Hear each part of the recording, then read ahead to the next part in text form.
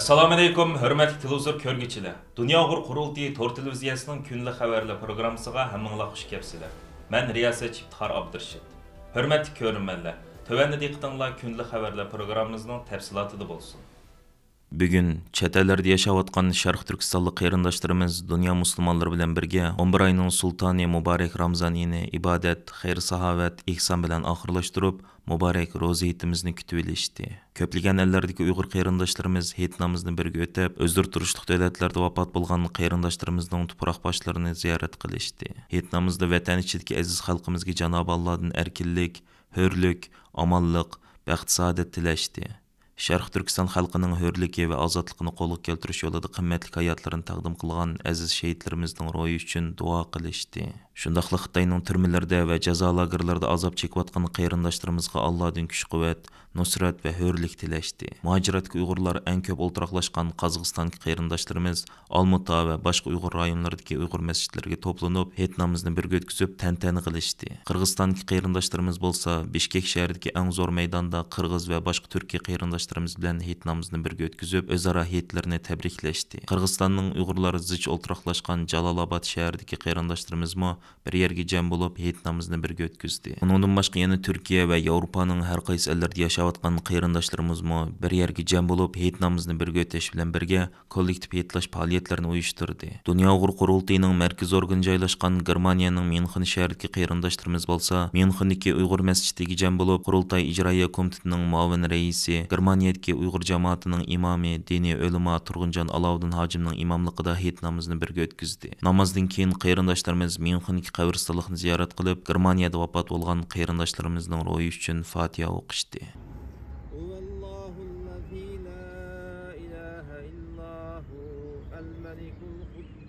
السلام المؤمن المهيمن العزيز الجبار المتكبر سبحان الله عما يشركون هو الله الخالق البارئ المصور له الأسماء الحسنى يسبح له ما في السماوات والأرض وهو العزيز الحكيم سبحان ربك رب العزة عما يصفون وسلام على المرسلين Roziyet münasibati bilan bugun Dunyo Uyg'ur qurultiyi maxsus tabriknoma e'lon qilib, butun dunyo musulmonlarining, jumladan Sharq Turkiston xalqining roziyetini qutluqlash bilan birga, muhojirat yashayotgan Sharq Turkistonlik qarindoshlarimizni Xitoy qarshi milliy birlik safini yanada mustahkamlab, Sharq Turkiston mustaqillik davosini kuchaytirish yo'lida yuksak jasorat va fidokorlik ro'yi bilan millat sifatida jiddiy harakatga o'tishga chaqirdi. Dunyo Uyg'ur qurultiyining roziyetlik tabrikida aynan mundaq deyilgan: Aziz qarindoshlar, har qatim butun dunyo musulmonlarini shodlik cho'mdirgan mana shunda xosiyatli hayit bayramlar yetib kelganida, haqiqiy bir usti ochiq turmaga aylangan vatanimizda Xitoy zulmi ostida azob chekayotgan xalqimiz, Xitoyning vahshiy zindonlarida, jazo lagerlarida jon talishayotgan millionlagan begunoh qarindoshlarimiz, Xitoyning ichkari o'lkalarida qul o'rnida majburiy ishlatilayotgan qarindoshlarimiz, yana shundaqli vatansizlik dardidan ko'rish imkoniyatimiz bo'lmagan vatandagi ota-ona, urug' tuqqan va do'st yaronlarimiz ko'z oldimizda namoyon bo'ladi va buningdan cheksiz azoblanamiz. Hammamizga ma'lum bo'lgandek, vatanimiz Sharq Turkiston kommunist Xitoyning tajovuziga uchragandan buyon vatan ichidagi xalqimizning biror kun xotirjamlik va shodlik ichida o'tib boqqani yo'q. Xalqimizning har bir kuni qonliq yosh to'kish va musibat ichida hasratlanish bilan o'tdi. Muhojiratga qarindoshlarimiz vatandagi ota-ona, urug' tuqqan, do'st yaronlari va sevimli xalqining dardi farog'ida qayg'urish, hasratlanish va azoblanish tuyg'usi ichida bugünkidek hayit bayramlarini kutib olishga majbur bo'lib keldi. Bugun biz Sharq Turkistonliklar tarixda misli ko'rilmagan zo'r irqiy yo'qotishga duch kelayotgan bir xatarlik vaziyatda turibdimiz. Mustabid Xitoy hokimiyatining xalqimizga qaratgan fashist qilmishlari bugun butun xalqaro jamoatchilikni uyg'otdi. Dunyo madaniyatiga shonli tuhfalarni qo'shgan Uyg'ur xalqining bir butun millat sifatida yo'qolib ketishiga taqat qilib tura olmagan xalqaro jamoatchilik mustabid Xitoy hokimiyatidan buning hisobini so'rash uchun harakatga o'tishga boshladi. Mana shunday halqiliq bir paytda barliq Sharq Turkiston xalqi cho'qim qayg'uni kuchga aylantirib, Xitoy qarshi birlik safini mustahkamlab, Sharq Turkiston davosini kuchaytirish yo'lida yuksak jasorat va fidokorlik ro'yi bilan millat sifatida jiddiy harakatga o'tishimiz to'liq zarurdir. Agar biz insoniy haq-huquqlarimizni, qadr-qimmatlarimizni, milliy va diniy mavjudligimizni qo'g'dab qolamiz va dunyo musulmonlariga o'xshash erkin va ozod holda hayitimizni qutluqlaymiz deydikanmiz, u holda cho'qim xalqimizga kelayotgan butun zulm va balay ofatlarning tub manbai hisoblangan Xitoy hokimiyatining mustamlikasidan va va bo'yin to'rqidan uzil-kesil qutulish uchun kurash qilishimiz va bu sharafli yo'lda butun fidokorligimizni ko'rsatishimiz lozim. Mana bu Sharq Turkiston xalqining birdan-bir chiqish yo'lidan iborat. Oxirida aziz qarindoshlarimizning muborak ro'ziyatini qayta tabriklaymiz va sizlarga salomatlik va baxt tilaymiz. 1933-yil qurilgan Sharq Turkiston Islom Jumhuriyatining shoidi butkul hayotini Sharq Turkiston milliy mustaqillik kurishiga atagan Amerikadagi milliy ustozimiz G'ulomidin Ahmad Paxt apandimmi stansiyamiz orqali o'zining ro'ziyatlik salom va tilaklarini izhor qildi. Aziz qarindosh va aziz do'stlarim, hammalarninki aytinglarni chin qalbimdan, ya'ni yuragimdan kalbi selam ve sevgi, hürmetlerim bilen mübarek bolsun deymen. Allah sizlere bu çet ellerde bolsumu öz yutumlarını unutmasın, öz kırındaşlıklarını tekrar çınıtıp hemmenlerini bahtiyar ve nicat bulup dua tekbir bilen öz yutumuzga bir günü koşmamızını Allah'tan tilep sizlerge kalbi selamlarımı yollayman. Heytinler mübarek bolsun. Heytinler mübarek bolsun. Köp köp sizlerge selam yollayman.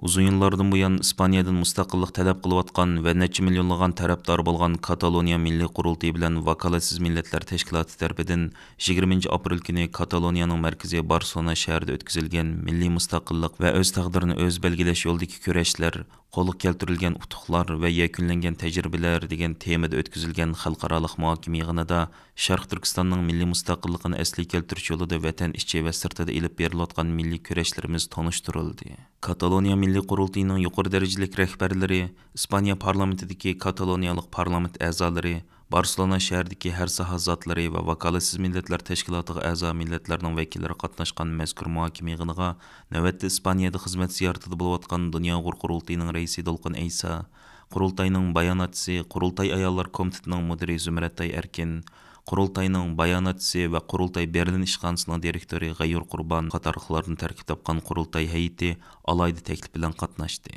Uyg'urlar bo'lsa mustamlik ostida yashayotgan millatlarning haqlarini qo'g'dash va ularning milliy mustaqilligini asliga keltirishni asos maqsad qilgan holda qurilgan Vakolatsiz Millatlar Tashkilotining eng asosli qurg'uvchilari bo'lib, milliy ustozimiz Erkin Altekin ilgari keyin bo'lib qisqartirilgan nomi UNPO deb atalgan bu tashkilotning bosh kotibi, muavin raisi va rais bo'lib vazifa o'tagan. Qurultayning raisi Dolqin Aysa apandim bo'lsa, UNPOning oldingi navbatlik muavin rais bo'lib saylangan bo'lib, navbatda Dolqin Aysa apandim bu xalqaro tashkilotning ijroiya a'zosi bo'lib vazifa o'tamoqda. Asarat ostidagi millatlarning kelgusi taqdir masalasi haqida muzokara olib berilgan mazkur yig'inda so'z qilgan Dolqin Aysa apandim Sharq Turkistonning mustamlikaga uchrash tarixi, kommunist Xitoyning Sharq Turkistonni ishg'ol qilgandan buyon Uyg'ur xalqiga yurgizib kelgan mustamlikachilik siyosati, Sharq Turkiston xalqining milliy mustaqillik bo'lgan orzu-istaklari va bu sharafli yo'lga 1949-yildan buyon vatan ichi va sirtida ilib borgan kurashlar haqida tafsiliy tushuncha berish bilan birga, Qaysar Sharq Turkiston xalqining o'zining milliy mustaqilligidan aslo voz kechmaganligini,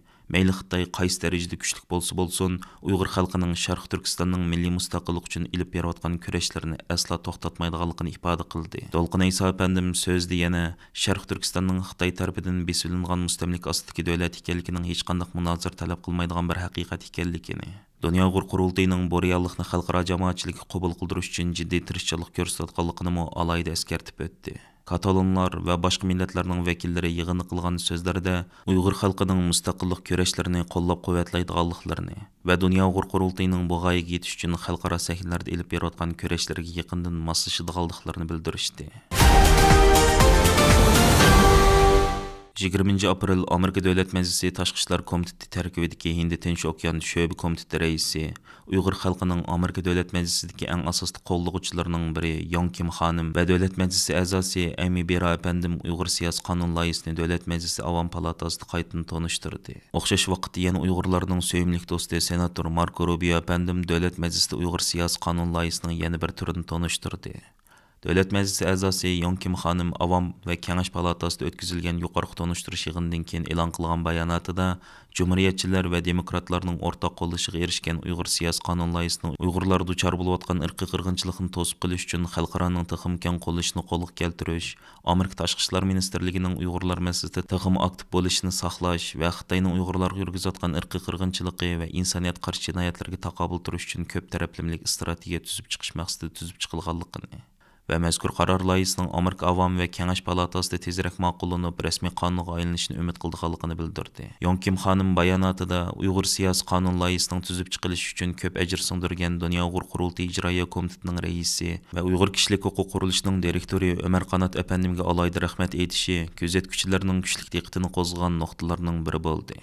Yon Kim xanım bayonotida Amerika hökumətindən kütüdüğən tövənlik tələblərini o'ttirib qoydu. Amerika Tashqi ishlar ministrligi tarkibida maxsus Uyg'urlar masalasini hal qiladigan alayda koordinatorluq organi ta'sis qilinishi kerak. Uyg'urlar duchor bo'layotgan zulmlarni islom ellariga anglatish va islom ellaridagi axborot vositalarini Uyg'urlar haqidagi ma'lumotlar bilan ta'minlash uchun Amerikadagi axborot organlariga taklif va ta'limot berilishi lozim. Amerika Tashqi ishlar ministrligining sirtqi xizmat qilayotgan xodimlariga Uyg'ur tili o'rgatilishi va Amerikaning Xitoydagi elchixona va konsulxonalarga Uyg'urchani ravon bildigan xodimlar tayinlanishi kerak. Amerika hökuməti Uyg'urlar masalasida o'zi bilan o'xshash fikrdagi demokratik davlatlar bilan birlashib, Sharq Turkistondagi turma jazo lagerlarida beguna tutqun qilingan Uyg'urlarning shartsiz qo'yib berilishi uchun Xitoyga qarshi o'rtaq strategiya tuzib chiqishi lozim. Amerika hökuməti Uyg'urlar masalasini BDTda kun tartibga elib kelish uchun texim zo'r tirishchilik ko'rsatishi lozim. Amerika Davlat Majlisi Avam palatasida Uyg'ur siyosiy qonun loyihasini tonishtirish yig'ini oxirlashgandan keyin mazkur yig'inga kuzatuvchilik sifati bilan qatnashgan Dunyo Uyg'ur qurultiyining muavin raisi Zubayra Shamsiddin